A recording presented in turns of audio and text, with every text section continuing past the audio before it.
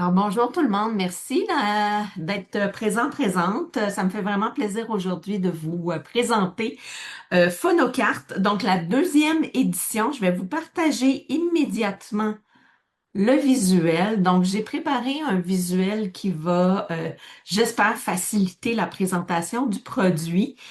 Des fois j'essaie d'y aller, là vous allez voir d'autres vidéos dans la boutique où j'essaie d'y aller plus spontanément avec la boîte de jeu, mais ça sort pas toujours de façon optimale, je trouve, au niveau visuel. Donc là, on a un beau visuel sur lequel on va pouvoir s'appuyer. Je pense que ça va être plus intéressant là, pour vous de suivre de cette façon-là. Alors, ce qu'il faut savoir, il y a des gens qui disent j'ai l'ancienne version du phonocarte, donc on est complètement ailleurs du premier phonocarte. C'est bien sûr toujours Brigitte Stanquet, l'auteur. C'est elle qui a conçu et mis à jour ce nouveau jeu. Ce qu'il faut savoir, c'est que l'ancienne version, je pense, là j'y vais de mémoire parce que ça fait un petit bout que j'ai travaillé dedans, mais il y avait beaucoup de conscience syllabique. Alors qu'on va voir que dans Phonocart deuxième édition, on a encore des tâches de conscience syllabique qu'on peut exploiter, mais il y a beaucoup de tâches de conscience phonémique. C'est l'élément central, disons, recommandé par la recherche pour travailler là, les bases de la lecture et de l'écriture. Donc, j'ai travaillé avec Brigitte pour développer cette deuxième édition. C'est, je ne sais pas pourquoi la boîte sort, c'est mauve, 150 cartes à l'intérieur.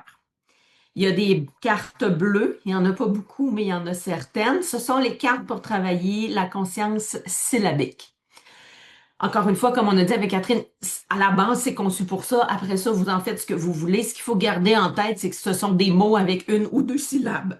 Donc, il y a deux niveaux parce que vous voyez, il y a en fait 250 cartes imagées avec des personnages comme ça, des petits dessins. Et il y a également 12 cartes séparatrices. Donc, ce sont des cartes qui séparent les niveaux. C'est vraiment plus facile de se retrouver. Euh, alors, on en a 250 cartes de jeu bleues pour les structures syllabiques ou la conscience syllabique. Et en jaune, on travaille plus, ou on peut mieux cibler la conscience phonémique.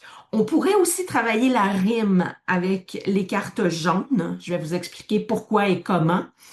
Donc, c'est ça. Et on a décidé de mettre des cartes séparatrices pour vraiment vous faciliter le travail. Vous allez voir que c'est facile, en fait, de retrouver parce que on a séparé des niveaux. Donc, on a niveau 1 et 2 pour les cartes bleues. Donc, le niveau 1, c'est plus facile. Le niveau 2, c'est plus difficile. Et pour les jaunes, même principe, on a des niveaux de 1 à 10. Et vous voyez, sur toutes les cartes, vous avez toujours, comme on peut voir là, N1, N2. Donc, ça vous permet rapidement de mélanger vos cartes, les reclasser, les mettre ensemble, ça facilite les choses. Vous avez bien sûr un livret dans lequel vous avez beaucoup d'informations sur comment jouer, mais aussi des informations. Je pense que Brigitte ne peut pas se passer de nous donner de l'information. Et c'est génial parce que c'est quand même des belles informations intéressantes. Je vais vous en glisser un mot rapidement, qui nous aide justement à faire un choix sur les tâches qu'on fait, la gradation. Donc, c'est toujours très, très bénéfique d'avoir ce genre d'informations-là. Donc, voilà le contenu de la fameuse boîte.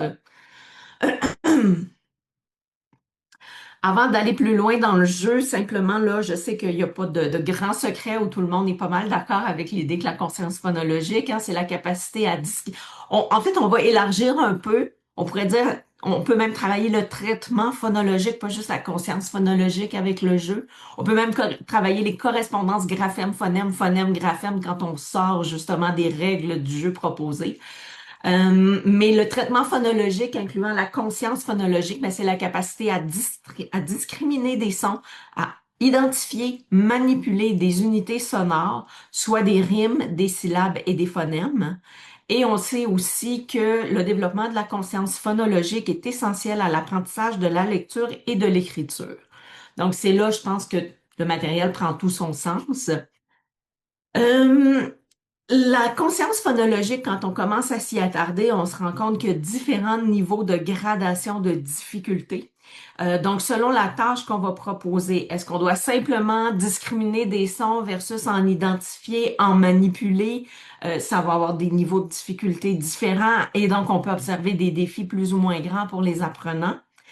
Si on travaille avec les rimes versus les syllabes versus les phonèmes, on peut aussi voir des défis spécifiques. Nous, ce qu'on vise, c'est la conscience phonémique. Mais des fois, la rime et la syllabe constituent des ponts intéressants pour aller vers le travail sur la conscience phonémique.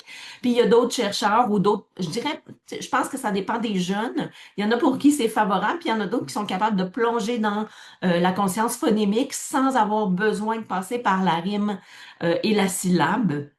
Et d'autres cibles, c'est vraiment le phonème. On va aussi pouvoir graduer le niveau de difficulté de la conscience phonologique selon le type de son qu'on va utiliser. Est-ce que c'est des consonnes? Est-ce que c'est des voyelles?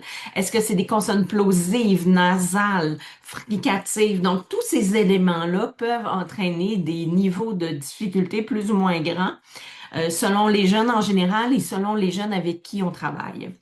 Il y a bien sûr le nombre et la structure des syllabes, hein. Plus un mot est long, pour moi, plus ça entraîne un haut niveau d'exigence au niveau de la mémoire phonologique. Mais parfois, c'est vraiment ce que je cherche parce que je sais qu'avec une ou deux syllabes, ça va. C'est quand on amène le jeune dans un contexte de plusieurs syllabes qu'on va perdre un peu ses capacités. Donc, c'est ce qu'on veut entraîner versus dans d'autres contextes, on va vouloir cibler un nombre de syllabes ou un type de structure syllabique plus simple pour faciliter les apprentissages. Et bien sûr, la position d'un son dans un mot. Donc, est-ce qu'on est en début, milieu, fin de mot? Ça aussi, ça peut venir entraîner des défis plus ou moins grands. Puis je vous dirais, ce qui est important, c'est de couvrir assez large. On vise les phonèmes, on vise pas que de travailler la conscience phonémique uniquement avec les sons les plus faciles. Il faut aller vers les sons plus difficiles, les structures syllabiques, et je vous encourage aussi à aller vers des mots qui sont de plus en plus longs parce qu'il y a un gain à travailler nécessairement la mémoire phonologique dans ce type de tâche-là, à mon avis. Puis, je pense que ça fait du sens aussi. Je veux pas aller trop dans le détail, là, je pourrais m'emporter puis vous donner plein d'informations intéressantes, mais c'est pas le but. Donc, ce qui est intéressant, c'est que Brigitte a justement structuré le jeu de cette façon-là pour que ce soit facilitant pour vous.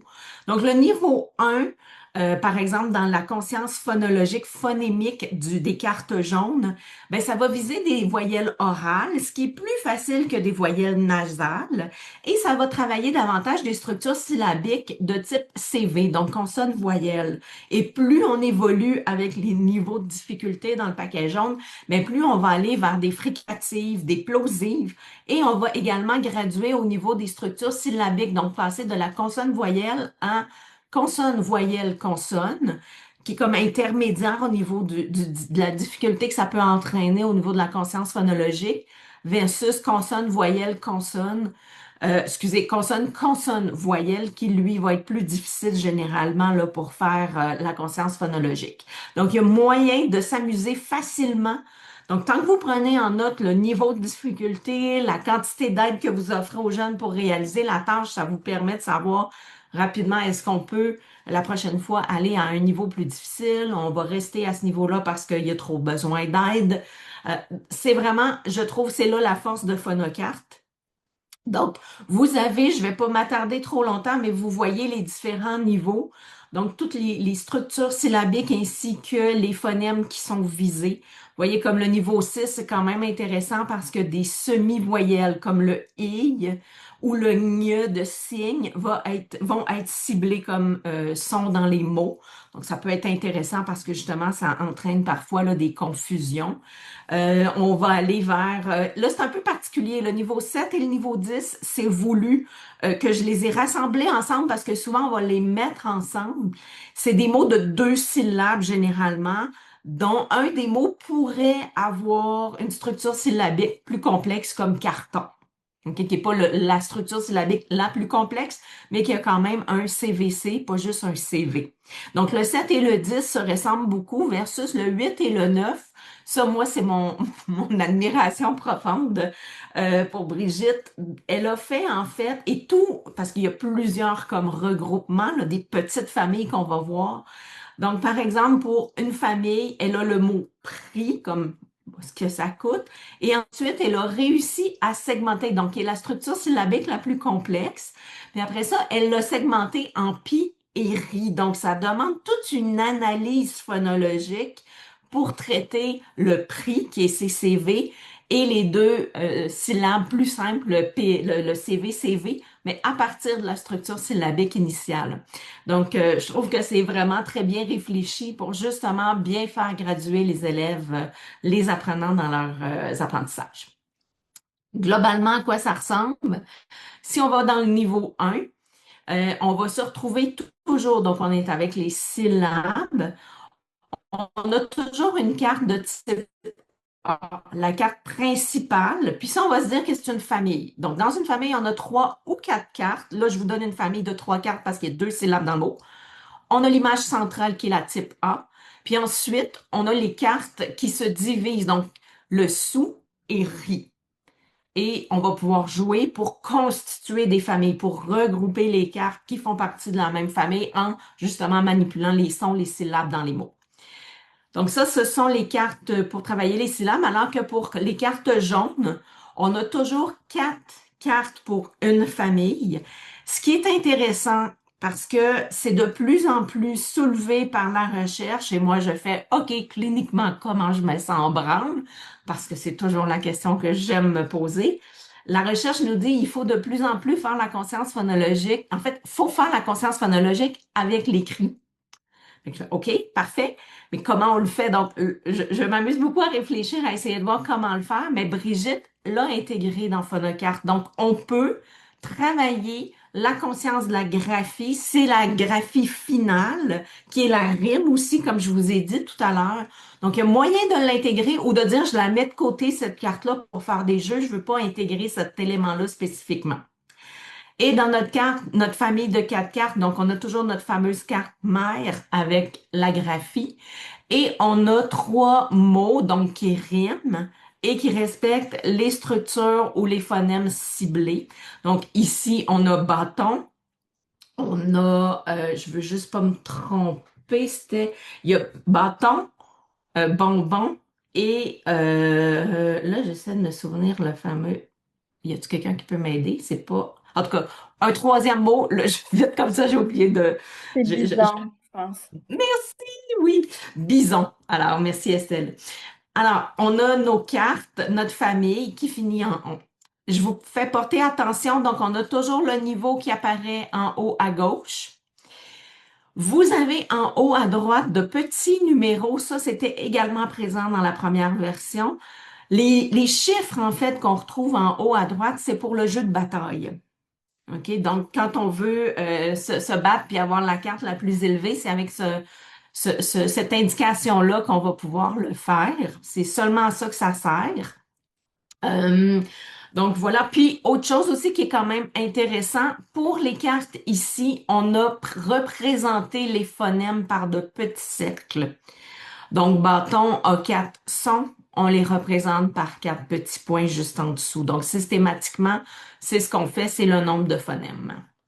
Donc voilà pour la structure du jeu. Vous avez sur les cartes séparatrices et aussi dans le livret toutes les cibles, en fait, pour justement pas vous demander le bison, c'est quoi? Pas faire comme moi. Donc, vous avez l'information sur la carte mère pour les cartes séparatrices ou dans le livret. On va aller voir comment on peut optimiser tout ça. Moi, c'est sûr que je vous dirais, puis je pense que je vous apprends rien, mais c'est quand même des fois le fun de se le rappeler ou l'important, c'est toujours vous, hein, les règles que vous allez intégrer dans le jeu qui va faire en sorte, qui vont faire en sorte que le jeune va pouvoir faire des tâches de conscience phonologique. Parce que quelqu'un qui s'assure pas de bien cadrer l'activité pourrait très bien utiliser le jeu sans faire des tâches de conscience phonologique ou sans faire les bonnes tâches. Donc, c'est vraiment ce qu'il faut garder en tête. Et à partir de là, je pense que c'est vraiment à votre imagination qui va être la limite là, de vos activités. Donc, ça, je l'ai pas mal dit, je n'y reviendrai pas. Ce qu'il faut garder en tête aussi que j'ai envie d'ajouter, il y a beaucoup de tâches de manipulation, donc de conscience phonémique et pas que de segmentation et fusion. Segmentation, fusion, c'est le centre, mais on peut quand même varier et encore une fois, vous pourriez ajouter des tâches supplémentaires sans problème. Alors, je vous donne une petite idée. Brigitte est restée dans le classique des jeux. Personnellement, j'aime bien.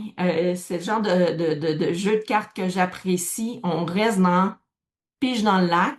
qui on met le principe, là, pour les gens qui sont peut-être moins habitués, on met l'ensemble des cartes qu'on a sélectionnées, hein. On prend jamais toutes les cartes du jeu, donc on peut prendre, généralement, c'est 2 niveaux. On va prendre 2 niveaux ciblés.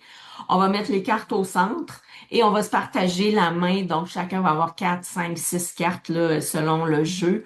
Et dans le pige dans le lac, en fait, le but, c'est de rassembler des cartes de même famille qui, à partir de questions qu'on va poser à l'adversaire. Donc, aurais-tu la carte du ou t, on? Donc, moi, je pose cette question-là. En posant la question, je fais de la segmentation phonémique. Et la beauté de la chose, c'est que l'autre personne, quand je lui pose la question, doit faire de la fusion phonémique pour pouvoir me répondre et dire oui, j'ai le mouton, non, je l'ai pas, pige. Donc, vous voyez un peu là, l'idée. Fait que ça, c'est quand même intéressant, je trouve. On arrive à intégrer et c'est varié comme activité. Donc, le jeune ne fait pas toujours la même chose. Moi, j'aime beaucoup varier les tâches parce que je me dis, dans la vie, on est confronté à plein de choses un peu inattendues. On n'a jamais la même tâche qui est toujours pareille, hein, qui est un long fleuve tranquille. Donc, je préfère essayer de varier les situations.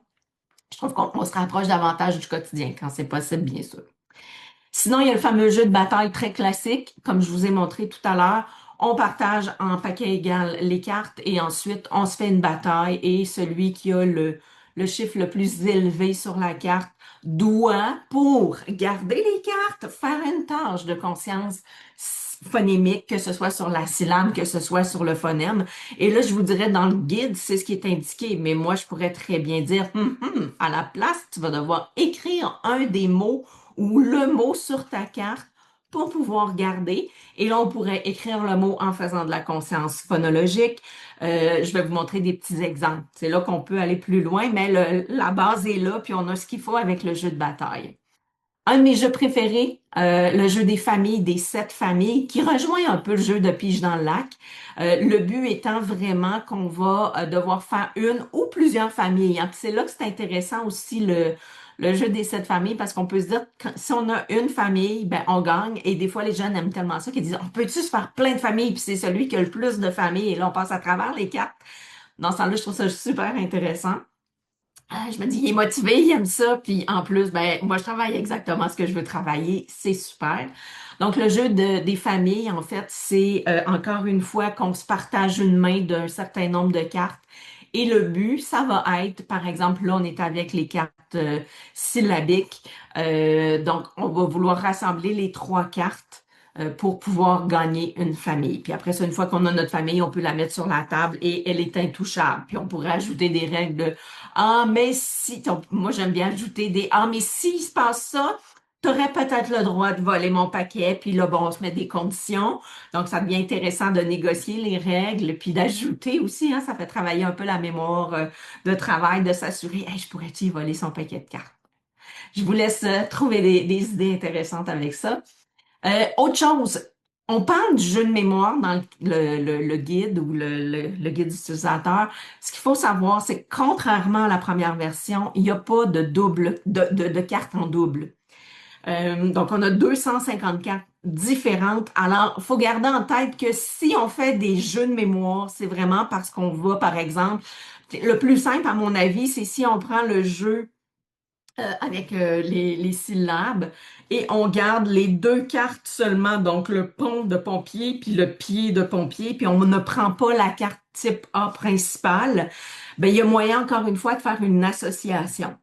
Donc c'est plus ce genre de jeu avec le jeu de mémoire qu'on va pouvoir faire là. On peut pas avoir les cartes identiques.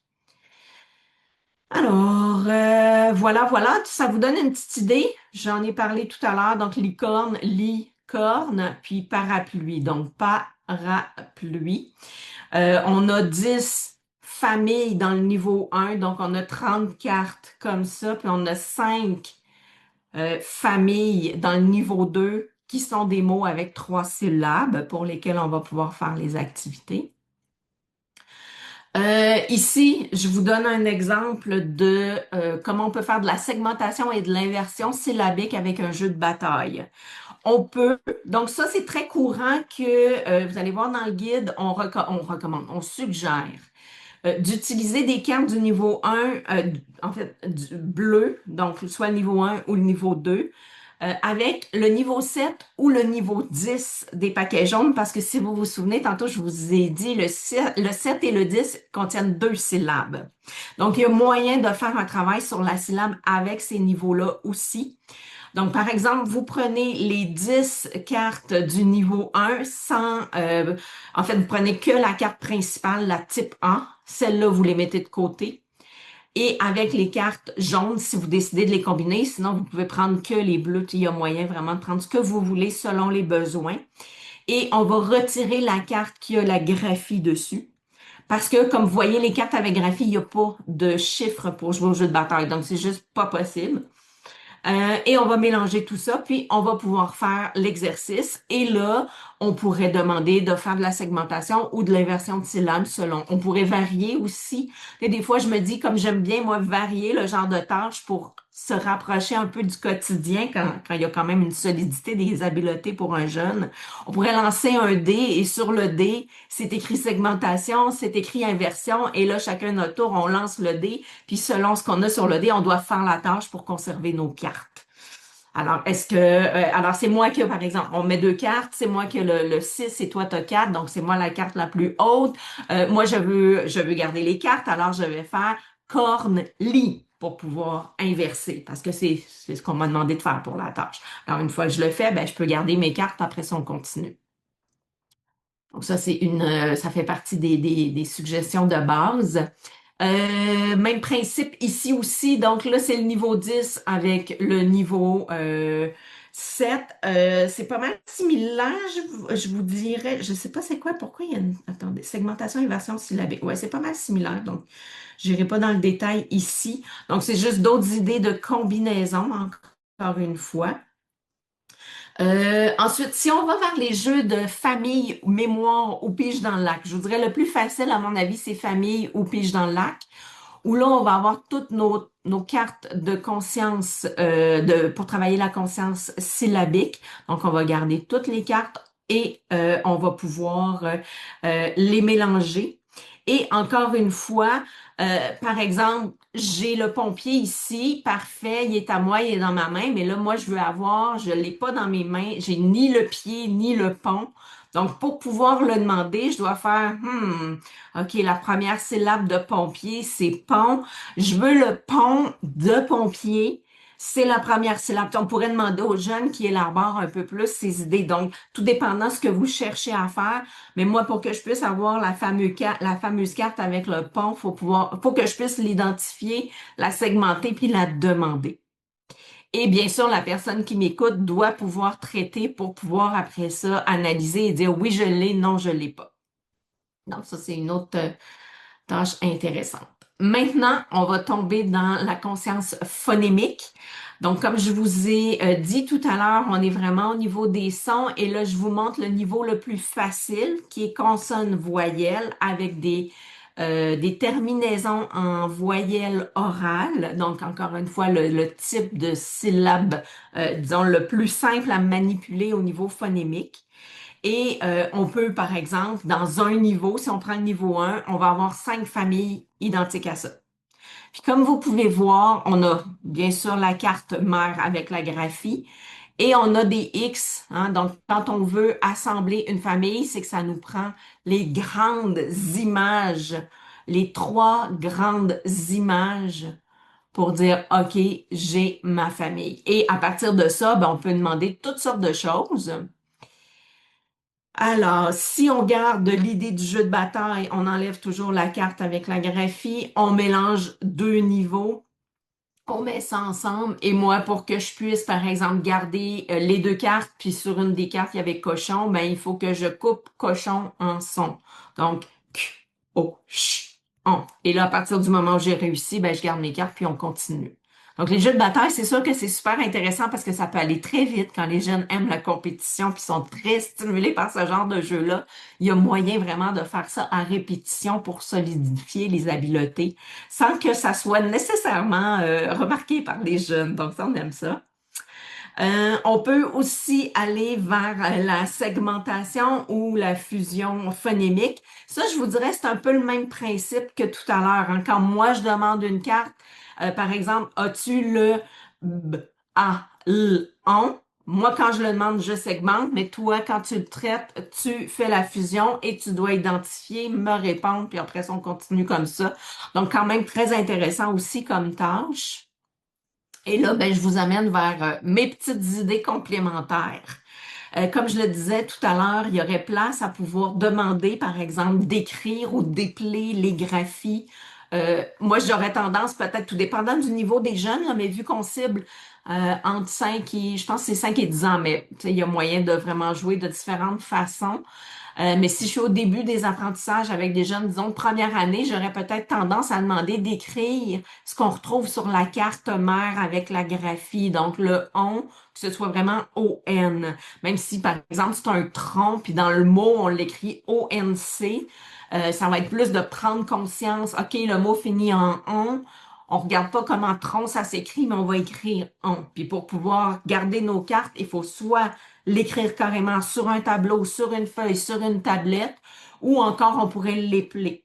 Fait que c'est une façon de venir consolider la conscience de la graphie. Une autre chose, moi, que j'adore faire, c'est d'écrire ou d'épeler les mots. Puis quand les mots constituent ou plutôt quand les mots contiennent des défis trop grands pour un jeune, comme je travaille avec une petite cocotte, là, on est vraiment au début des apprentissages. Même si c'est en troisième année, là, les apprentissages ont été très, très difficiles. Et ça serait le genre de petite cocotte où je pourrais prendre, par exemple, bon, ballon, mouton, cochon. Et là, je pourrais lui présenter. Et ça, je trouve que ça a un potentiel parce que là, on est en plein dans j'écris et je fais de la conscience phonologique. Donc, j'ai dit, il y a ici, il y a deux L et ça fait le son L. Pourquoi je l'ai mis? Parce que je vais lui demander d'écrire un des mots. Je sais que le double L, pour elle, de se souvenir que ballon a deux L, on n'est pas là du tout, là. On est vraiment au niveau du B. C'est un B, A, c'est un A. Donc, pour faciliter, je viens soutenir et je lui demande simplement de remplir ce qu'il faut qu'elle remplisse. Et en plus, j'ai mis des traits pour représenter hein, le on, par exemple, là, c'est le mot ballon, donc on pourrait écrire le. Puis elle identifie, par exemple, OK, c'est ballon qu'il faut écrire, parfait, on y va, on l'écrit. Donc, bah, qu'est-ce qu'on va écrire au début? Et là, on va pouvoir associer dans chaque bulle la bonne graphie. Et ici, le on, ben, ça peut être un rappel de dire, hey, le on, tu te souviens, hein, ça prend deux lettres pour écrire le on, te souviens-tu, c'était quoi ces deux lettres-là?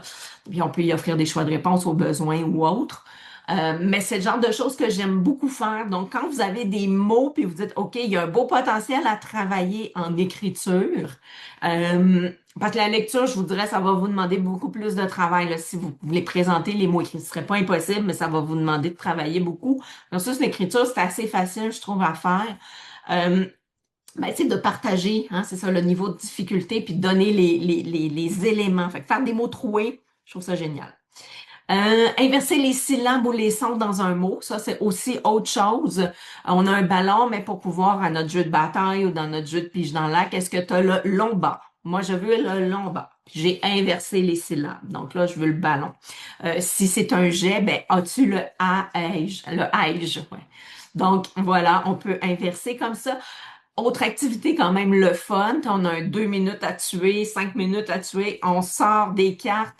Et là, toutes les cartes qui contiennent un P. Donc, on n'est même pas obligé de sélectionner nos cartes. On prend une dizaine de cartes au hasard. Toutes les cartes qui contiennent un P, il faut remplacer le P par un F. Donc là, on demande de juger est-ce qu'il y a un P dans le mot, premièrement, puis si oui, il faut le remplacer. Si on dit c'est trop difficile, Audrey, le jugement puis le remplacement, ben, je choisis une des deux activités, c'est pas grave.